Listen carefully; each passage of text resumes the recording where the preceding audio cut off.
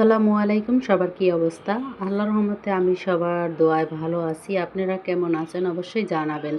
আর বাসা ছাড়া যে কি প্যারার ব্যাপার সেটা বোঝাতে পারবো না। আর এখানে আম আমি বাসা ছেড়ে দিয়েছি। এখন বাসার সব কিছু গুছিয়ে নেব। এই দেখো এখানে অনেকগুলো কিছু মাল চাপানা এখানে গুছিয়ে রেখে দিয়েছি। আর ট্রলি যত কিছু আছে দেখা যায় এগুলো ধুয়ে পরিষ্কার করতে হবে।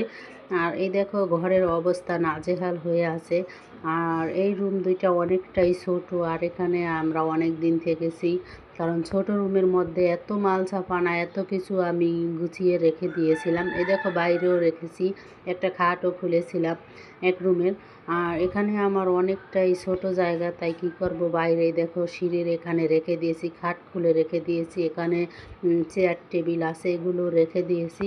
এগুলো দেখা যায় বাস করে রেখে দিয়েছিলাম, এগুলো ধুয়ে একটু পরিষ্কার করে নিয়েছি, নিয়ে এখন সাজিয়ে রেখে দিয়েছি।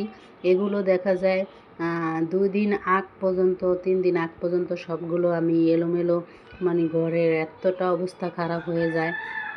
এখনও আলমারির কাপড়-চোপড় বাকি আছে। আর ওই যে দেখো ওই দিকটাতে অনেক এলোমেলো হয়ে আছে। কারণ এখন তো গুছাবো কি, এখন এলোমেলো করে সব কিছু বস্তা ভরতেছি, যাতে এখন ওই দেখো কাঁচের জিনিস ভরা হয় নাই।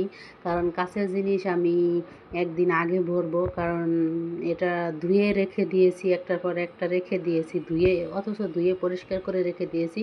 এগুলো পরে সাজাবো। আর এই দেখো এখানে এই রুমটাতেও আমি সব গুছিয়ে নিব, কারণ অনেক কাজ বাজ আছে। এখানে দেখো খাটের উপরে রেখে দিয়েছি। এগুলো দেখো বালিশ, খেতা বালিশ কত মানে এলোমেলো হয়ে গেছে। এই খেতা বালিশগুলো ওই রুমটাতে ছিল।